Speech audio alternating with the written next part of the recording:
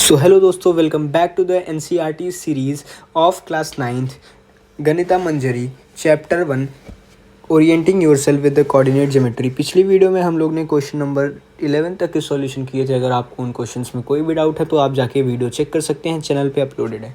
तो अभी हम लोग क्वेश्चन 12 देखते हैं। So given point A B and C so that they lie on a circle K whose center is the origin, what is the radius of K। मतलब अगर एक नंबर लाइन है, ऐसे एक रफ डायग्राम हम लोग फट से बना लेते हैं।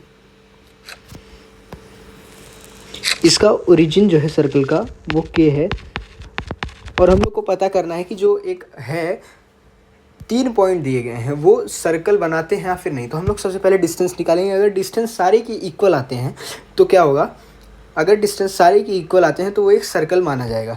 तो सबसे पहले हम लोग डिस्टेंस निकाल लेंगे ओ ए का, फिर ओ बी का, और फिर ओ सी का। तो ओ ए का डिस्टेंस क्या होगा, O A is equal to under root, ये डिस्टेंस फार्मूला है। x2 यहाँ क्या हो जाएगा, x1 यहाँ 0 हो जाएगा, 0 माइनस 1 स्क्वायर, प्लस यहाँ y क्या होगा, 0 होगा, 0 माइनस माइनस 8 हो जाएगा, 8 स्क्वायर। फिर यहाँ 1 का स्क्वायर क्या होगा, 1 होगा, प्लस 8 का square 64 is equal to under root 65। O A is equal to 65 unit. फिर ओ बी का हम लोग निकालेंगे। O B is equal to under root, B की वैल्यू क्या है, सबसे पहले x2 0 है, बी में क्या है -4 है, तो माइनस माइनस प्लस हो जाएगा, ये +4 हो जाएगा, यहाँ 2 आ जाएगा। फिर हम लोग प्लस करेंगे, y1 y2 क्या है 0 है, फिर y1 क्या है +7 है, फिर यहाँ स्क्वायर हो जाएगा, 4 का स्क्वायर हो जाएगा 16, 7 का स्क्वायर 49, जिसकी वैल्यू आ जाएगी अंडर रूट 65 यूनिट। आप एडिशन करके देख सकते हैं। फिर ओ सी की वैल्यू हम लोग निकालेंगे। O C is equal to under root 0 plus 0 minus 7 है, तो माइनस माइनस प्लस हो जाएगा, -7 + 7 इज इक्वल टू, फिर यहाँ फिर 0 आ जाएगा, फिर वहाँ -4 + 4 हो जाएगा, फिर यहाँ इसका स्क्वायर 7 स्क्वायर का 49 हो जाएगा, 4 स्क्वायर का 16 हो जाएगा, यही सेम ऊपर वाली आ रही है, तो अंडर रूट 65 आ जाएगा। तो हम लोग लिखेंगे we could see that O A is equal to O B is equal to O C, so they lie on the circle K, lie on the circle K। अब हम लोग का इसका रेडियस निकालना है। मतलब मान लो कि अगर कोई सर्कल है ऐसे, और इसका ओरिजिन ये है, और यहाँ जब पॉइंट K आएगा ऐसे बनेगा। मान लो यहाँ पॉइंट A है, यहाँ पॉइंट B है, यहाँ पॉइंट C है, यहाँ पॉइंट D है। जब सर्कल बनेंगे तो इसका रेडियस आ जाएगा। सबसे पहले हम लोग लिख देंगे radius of the circle is equal to under root 65। यहाँ कोई एक्सप्लेनेशन देने की ज़रूरत नहीं है। यहाँ मैंने एक डायग्राम देखा था, बट वो उतना रिलायबल नहीं है, क्योंकि मैंने AI से बनवाया था वो डायग्राम। मतलब मैंने खुद से बनाया था, बट मैं वहाँ यहाँ कॉपी पेस्ट नहीं कर सकता। तो यहाँ से देख सकते हो रेडियस क्या आएगा, रेडियस यही आएगा। उतना रिलायबल नहीं, क्योंकि यहाँ 8 की जगह ये जो मार्किंग किया है इसने, वो यहाँ से यहाँ कर दिया, यही बस गलती हुई है इससे।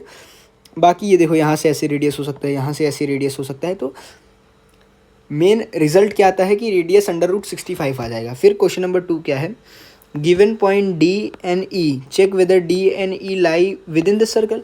मतलब अब हम लोग फिर इसका डिस्टेंस फार्मूला यूज़ करेंगे। अगर इसकी सेम वैल्यू अंडर रूट 65 आई, अंडर रूट डी और ई की वैल्यू अगर अंडर रूट 65 आई, तो ये लाई करता है उसी सर्कल पे। तो हम लोग फिर फट से निकाल लेते हैं डी के लिए। डी के लिए क्या होगा, D is equal to D O की वैल्यू होगी, क्योंकि यहाँ से यहाँ, मतलब ये तो पता है कि लाई करेगी, बट हम लोग को उसका डिस्टेंस फार्मूला निकाल के प्रूफ भी करना है। तो -5 है, 0 प्लस वहाँ -5 था, तो यहाँ +5 हो जाएगा, 2 स्क्वायर अंडर रूट में रहेगा, प्लस यहाँ 6 है, तो 0 माइनस 6, 5 का स्क्वायर 25, 6 का स्क्वायर 36। जब इसको आप ऐड करेंगे तो अंडर रूट 65 आएगा। फिर ओ ई की वैल्यू निकालेंगे हम लोग। ओ ई की वैल्यू क्या हो जाएगी, ई यहाँ पे क्या है 0 है, तो 0 + 0 square under root plus 0 plus 9 का स्क्वायर।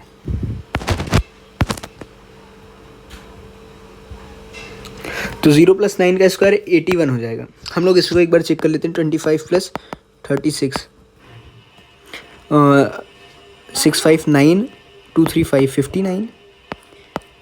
तो ये लाई नहीं करते हैं, ये पॉइंट्स लाई नहीं करते हैं उस पर।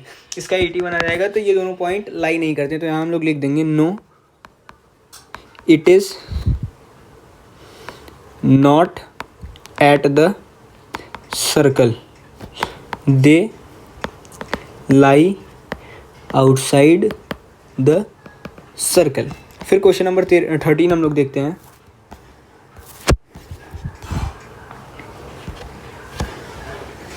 कि the mid point of the sides of triangle ABC are DEF, the coordinates of DEF are 5 1 6,5 and 0,3 respectively. Find the coordinates of A B and C। ये क्वेश्चन इंपॉर्टेंट है, इसलिए इसको ध्यान से देखिएगा। सबसे पहले हम लोग एक ट्रायंगल बना लेंगे। कोऑर्डिनेट ज्योमेट्री में जो डायग्राम होता है वो मोस्ट इंपॉर्टेंट, क्योंकि डायग्राम के विजुअल से ही आप आधा से ज़्यादा समझ जाते हैं। तो यहाँ पॉइंट्स हैं A B C, यहाँ D E F, कोई भी पॉइंट ले सकते हो आप, D E F। तो फिर क्या होगा, यहाँ हम लोग सिर्फ वैल्यू अपपुट करेंगे। तो D के कोऑर्डिनेट्स क्या हैं 5,1, E के कोऑर्डिनेट्स क्या हैं 6,5 और F के कोऑर्डिनेट्स क्या हैं 0,3। तो यहाँ मिड पॉइंट फार्मूला यूज़ होगा कि यहाँ x1 y1 मान लेते हैं, यहाँ x2 y2 मान लेते हैं और यहाँ x3 y3 मान लेते हैं। यहाँ वैल्यू सब्स्टिट्यूट करनी है। बहुत इंपॉर्टेंट क्वेश्चन है, यहाँ इंपॉर्टेंट मार्क कर दो, ये पेपर में पक्का आएगा। मिड पॉइंट फार्मूला क्या कहता है, यहाँ मिड पॉइंट फार्मूला यूज़ होगा। मिड पॉइंट फार्मूला कहता है कि ये अगर x है और ये y है, तो x is equal to x1 plus x2 upon में 2। तो यहाँ क्या होगा, सबसे पहले हम लोग x के लिए फाइंड करेंगे। तो 0 x1 plus x2 is equal to upon में 2 इक्वल टू 0। तो 0 is equal to x1 plus x2 upon में 2। तो ये 2 इसमें मल्टीप्लाई हो जाएगा, तो x1 plus x2 is equal to 0। ये पहली वैल्यू आ गई, ठीक। अब सेम हम लोग y के लिए निकालेंगे। y के लिए यहाँ 3 पहले ही आ गया है, तो 3 is equal to y1 plus y2 upon में 2। 3 2 यहाँ 6 हो जाएगा, 6 is equal to y1 plus y2। अब फिर हम लोग B C के लिए देखेंगे। यहाँ x1 और x3 है, तो 6 is equal to x1 plus x3 upon में 2, यहाँ 12 आ जाएगा। 12 is equal to x1 plus x3। फिर सेम y के लिए देख लेंगे, तो 5 होगा। 5 इज इक्वल टू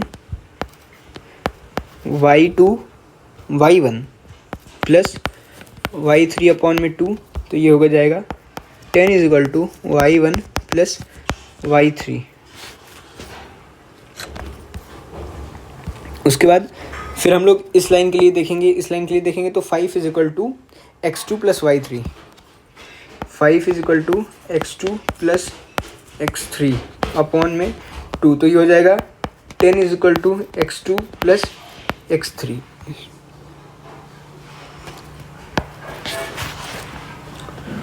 उसके बाद y के लिए देखेंगे तो 1 is equal to y2 plus y3। 1 is equal to y2 plus y3 upon में 2, तो ये हो जाएगा 2 is equal to y2 plus y3। अब ये सारी वैल्यूज़ आ गई हैं। इन सारी वैल्यूज़ को हम लोग एक तरफ लिख लेते हैं कि x1 plus x2 is equal to 0, y1 plus y2 is equal to 6, फिर x1 plus x3 is equal to 12, y1 plus y3 is equal to 10, फिर x2 plus x3 is equal to 10, y2 plus y3 is equal to 2।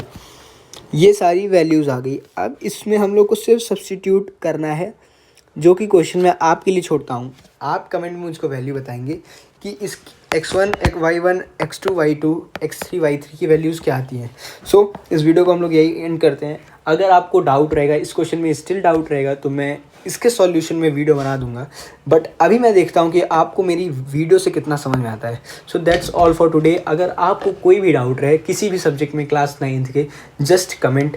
मैं 48 hours में नई video आपके लिए लेके आऊँगा। Thank you and जय हिंद।